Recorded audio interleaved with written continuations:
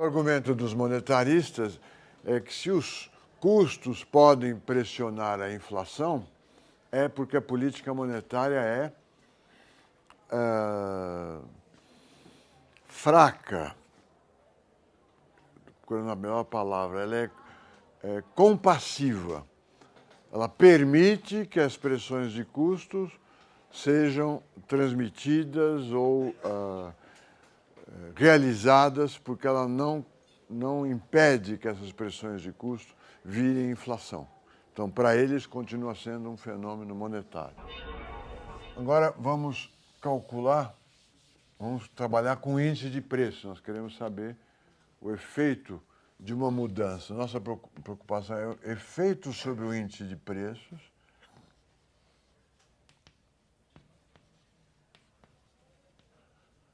decorrente de uma variação na margem de algum setor qualquer. É isso que é o objetivo. O setor de aço aumentou o preço em 5%, ele aumentou a sua margem. Como é que isso afeta o nível geral de preços? Essa é a pergunta. Eu poderia inverter essa matriz aqui, mas ele vai propor um truque, que é o seguinte. O índice de preços, vamos colocar aqui, o índice deflator implícito do produto. É um nome imponente. O que é? Tem vários índices de preço. Tem índice de custo de vida, o índice geral de preço do Brasil, tem índice de preço consumidor ampliado e tem um que se chama índice deflator implícito do produto. É um índice de preço cujos pesos de cada preço são dados pela participação deles no produto nacional. Então, você pega o produto nacional bruto brasileiro, que deve ser 2.111 eu vi no jornal, por isso que eu acho que é mais ou menos isso. 2.111, a última estimativa. Esse é o produto nacional bruto brasileiro estimado a preço de mercado, ao preço de 2012, final de 2011. Aí eu tenho para cada setor o valor adicionado e o preço o produto daquele setor vezes o preço. E divido por um produto nacional bruto real. É um produto nacional bruto calculado como se os preços fossem os preços do ano anterior. Divido um pelo outro é quanto foi a inflação. Tá certo? É o melhor ou é um bom índice de preços, que só é apresentado no começo do ano seguinte. O índice geral de preços sai toda 15 dias, mensal. O IPCA sai todo mês. A FIPE sai todo mês. Esse aí sai uma vez por ano. Porque você precisa fazer o cálculo das contas nacionais, saber quanto que é o produto nacional bruto nominal, depois recalcular o produto nacional em termos reais. Eu pego quanto foi produzido de aço? 30 toneladas, que foram vendidas em 2011 a R$100 a tonelada. Então, tira esses R$100, que é o preço de 2011, pega o preço de 2010 e calcula. E assim para o automóvel, para o feijão, para o arroz, para a batata, para todos os produtos. Então, aqui você tem um produto nacional bruto real. Em cima, o nominal, divide um pelo outro, dá quanto foi a inflação medida pelo deflator implícito do produto. Certo? É um assunto, vamos dizer, o kit básico dos economistas. Por isso que vocês deveriam saber. É o kit, quer dizer, faz parte das caixinhas de instrumentos que vocês têm quando vão trabalhar. Saber como é que calcula o IGP, o IPCA, quando é que ele é publicado e o deflator implícito do produto. Para vocês não esquecerem a história. Em 1973, não sei se já contei, o índice de inflação foi 16% medido pelo IGP. Caiu abaixo, muito abaixo do que havia sido a promessa do ministro da Fazenda, Antônio Delfim Neto, ao presidente Marechal Emílio Garrastazu Médici. Certo? Ele prometeu 20, chegou a 16. Aí acaba o governo Médici e assume o presidente Geisel. O ministro Delfim, que era amigo, né, colaborador do Médici, é visto como adversário pelo Geisel, por razões políticas. Calcula-se o deflator implícito do produto é muito maior do que o IGP. O IGP era 16, o deflator deu 23. E aí os jornais começam a falar sobre uma fraude no índice de preços. A fraude, eu já apontei para vocês, era a manipulação dos produtos importantes no mercado do Rio, porque o IGP é calculado com base em preços de produtos do Rio. Então, se ia faltar tomate, o ministro da Fazenda mandava encher os mercados do Rio de tomate para o preço do tomate cair e o índice cair. Essa era uma das práticas. Mas foi um grande escândalo, a fraude de 73. Ela foi avaliada pela comparação do deflator implícito com o IGP, tá certo? Para não esquecer o que é. Havia um colega nosso, professor, já não sei se eu já contei, se contei, desculpe, que não está mais na faculdade, que ele dava aula sobre como controlar. Ele não se preparava e o que ele estava fazendo era isso.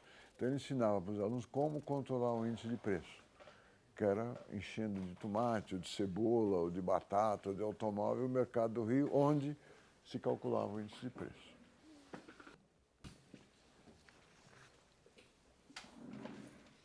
Então, o deflator implícito, tudo isso foi para explicar o que é o deflator implícito para os alunos que não sabiam o que era. É calculado assim, ó, um vetor P vezes Y, P do ano 2011, Y do ano 2011, dividido pelo produto 2011 vezes o vetor P0 do ano anterior. Aqui está o truque. O que é PY? O de cima. PY é P primeiro, né? Olha aqui, P é... Cadê o P? P é isso daqui. É o número 3. De 3 e de 2.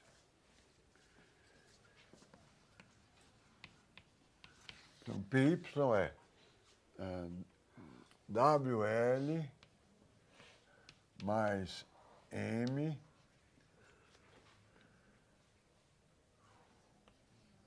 menos A menos 1. E Y, quanto é?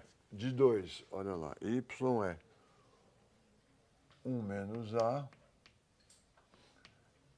de X. Tudo isso dividido por P0, Y. Oh, qual que é o truque? Multiplicando P por Y, a matriz desaparece. Aquele montão de números cai fora. Então, PY sobre P0Y é igual a WL mais M vezes X, dividido por P0Y. Ele chegou a uma expressão livre da imensa matriz Leontief, que liga os preços à quantidade produzida bruta de cada produto, vezes o salário, vezes a margem. Agora, como é que responde essa pergunta aqui? Quanto varia o índice de preço quando varia a margem de um produto? Então, ele vai calcular dPY, perdão,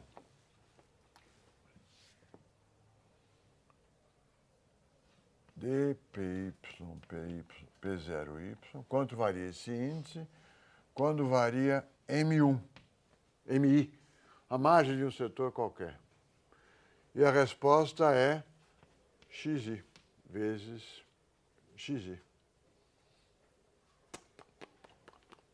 Faltando um pezinho aqui.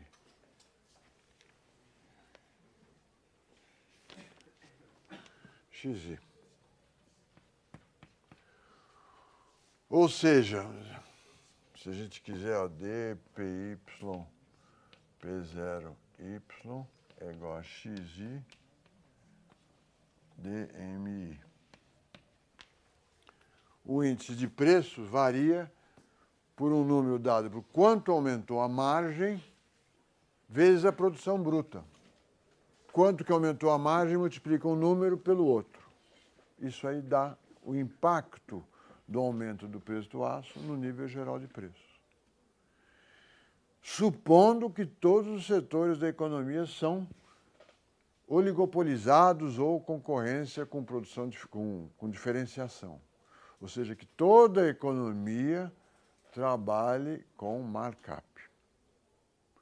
Ele faz as contas, os 5% de aumento da margem, vezes a produção bruta de aço, dá 0,03% do índice geral de preço.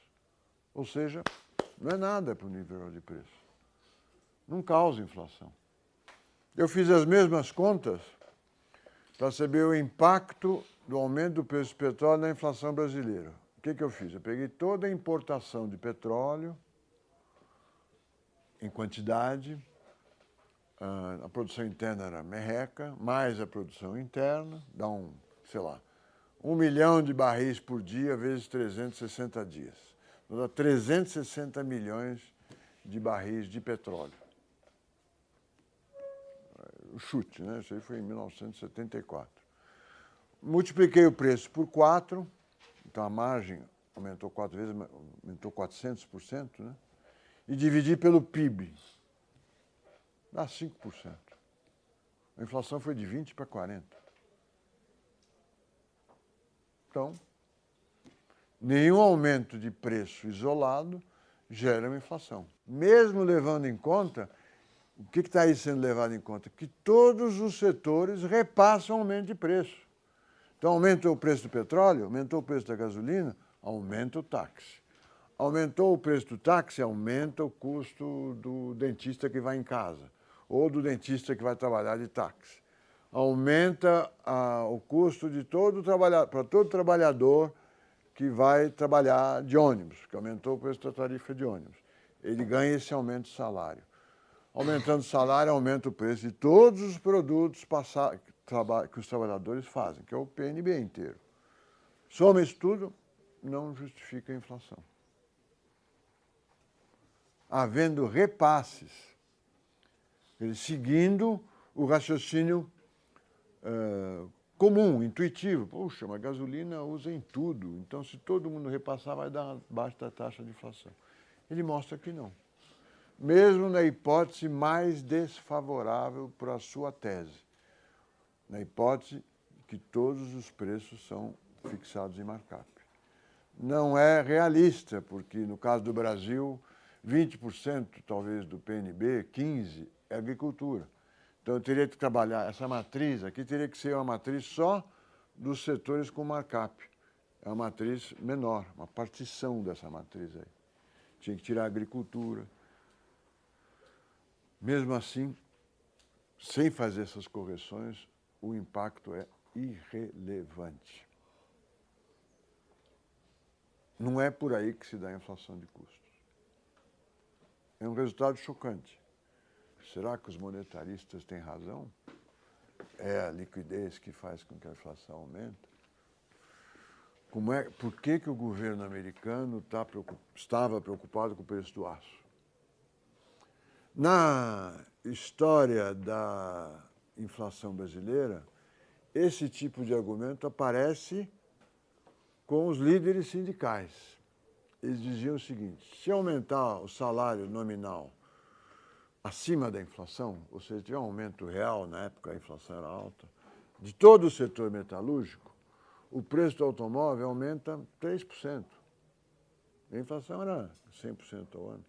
Então, por que vocês, governo militar, não deixam que nós, Sindicato dos Metalúrgicos, e a Anfávia, que é a Associação Nacional dos Fabricantes de Veículos Automotores, por que vocês não deixam a gente à vontade para negociar salários?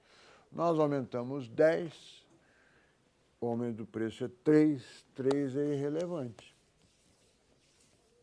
Isso era o argumento do Lula, do Medeiros, eu me lembro de ambos falando, por que o governo se mete?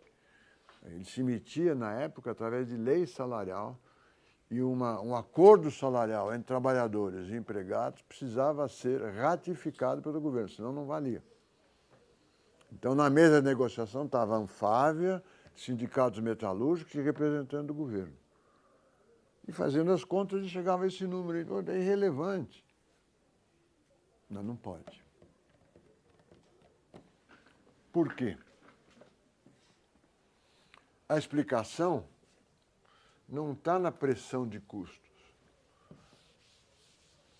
E aparece nesse artigo. A explicação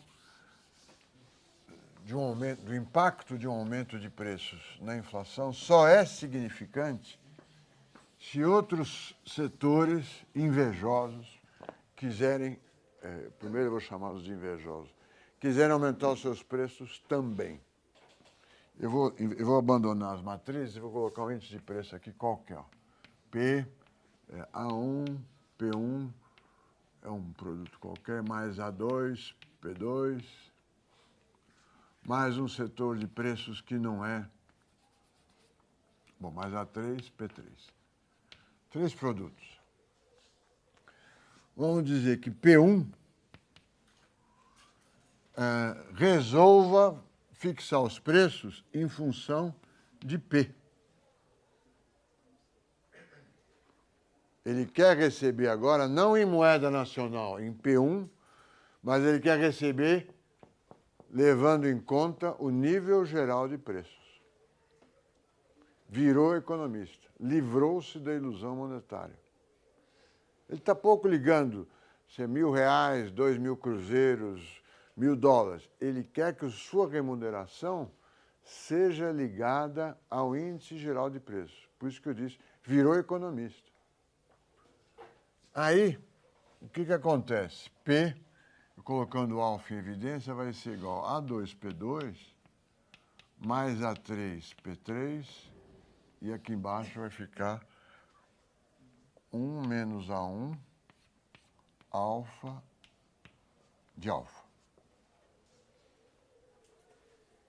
Aqui aparece o multiplicador 1 menos A1 1 sobre alfa de A2, P2 mais A3, P3. Esse setor aqui, P1, o produtor de 1, pediu para ser indexado na linguagem brasileira, com o grau de perfeição alfa. É uma proporção do nível geral de preços. Agora, se mudar o P2 ou o P3, gera uma inflação muito maior do que aquela projetada. Por quê? Porque um setor da economia, o setor 1, não acredita mais na moeda nacional. Ele quer receber em moeda nacional corrigida pelo índice de preços. É isso que justificaria uma inflação grande.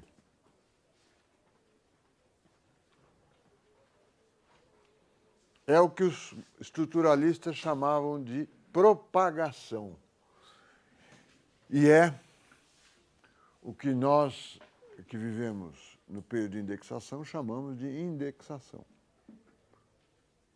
No limite, essa inflação chegará ao infinito. Se além do P1 entrar nessa brincadeira o P2, ali você vai ter 1 menos A1 menos A2. O multiplicador fica maior. Se o P3 também entrar, vira infinito. A inflação vai para o infinito. Entendem por quê, não? É fácil. Nós aqui, vamos supor que sejamos uma economia. Todos nós recebemos os nossos salários, bolsas, mesada, em 100 cruzeiros por mês. Aí, esse lado da classe aqui fala, olha, 100 cruzeiros, eu quero indexar. Quando aumenta a inflação, o lado esquerdo vai ficar para trás. O lado direito vai ser reajustado imediatamente. A inflação vai ser maior. Que qualquer aumento da inflação, o lado direito da classe quer igual. Se o lado esquerdo falar, eu também não quero mais reais, eu quero receber numa moeda corrigida, a moeda nacional passa a não ter valor nenhum, porque é tudo índice de preço. A inflação vai para o infinito. Aumenta um cruzeiro, um pagamento aqui, todos os preços aumentam um cruzeiro, o equivalente a um cruzeiro. Tá certo? A inflação chega ao infinito. Eu posso explicar isso dizendo, olha, se 1 menos A1 vezes alfa tender a 0, isso aqui vai para 1 e o A1 cresce, o nível geral de preços tende a infinito. Chegamos a 2 resultados muito importantes, que estão presentes desde a primeira aula, de algumas aulas. Para existir moeda nacional, é preciso que um setor importante da economia, ao ser perguntado quanto vale R$1, responda: R$1 vale R$1. Se ele for um economista ou um trabalhador que fala, não, R$1 eu não sei quanto vale, eu quero ver quanto foi a inflação do período do mês passado para este mês, ele começa a propor que o seu preço seja indexado e a inflação começa a subir.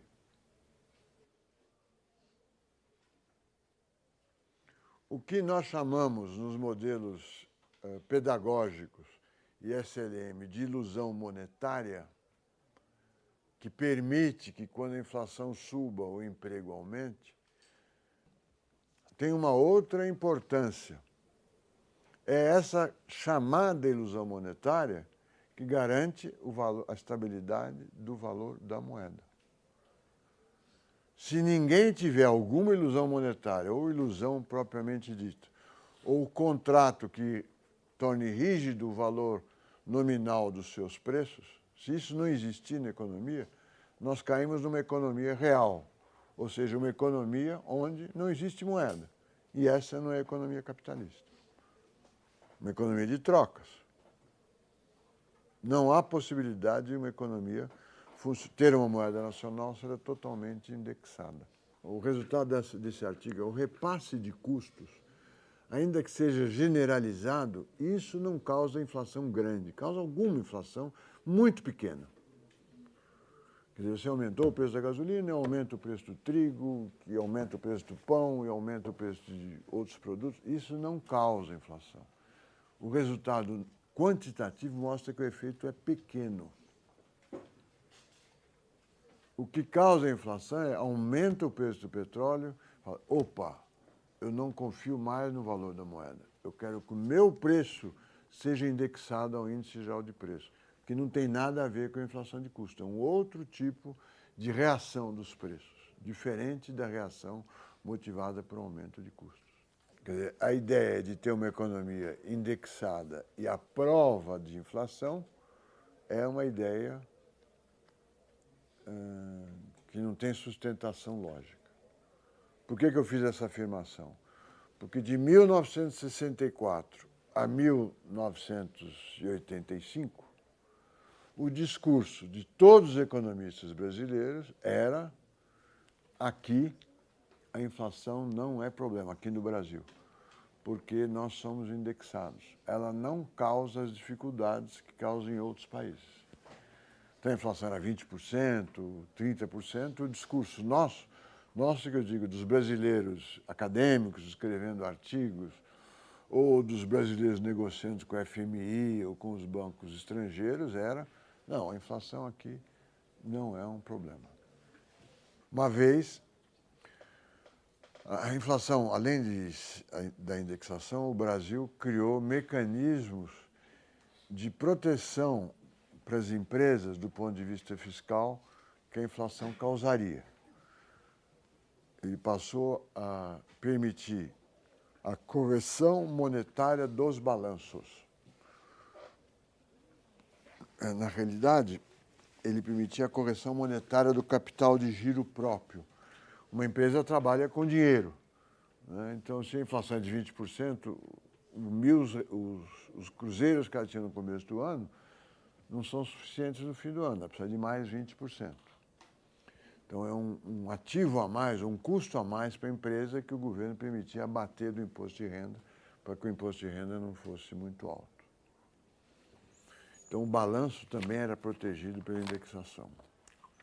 Mas o ponto de vista da maioria consensual dos economistas brasileiros de 64 a 94 é que aqui a inflação é um problema de menor importância, porque nós temos indexação.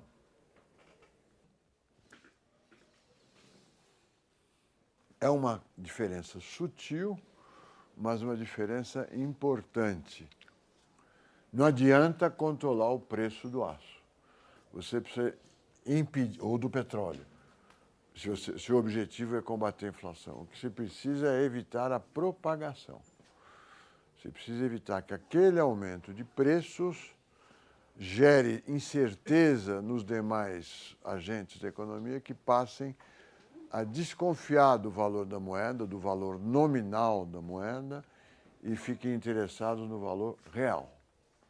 Se vocês quiserem uma conclusão cínica ou irônica, uma boa forma de combater a inflação seria fechar a Fundação Getúlio Vargas, a Fundação Instituto de Pesquisas Econômicas e impedir qualquer outro engraçadinho de calcular índice geral de preços.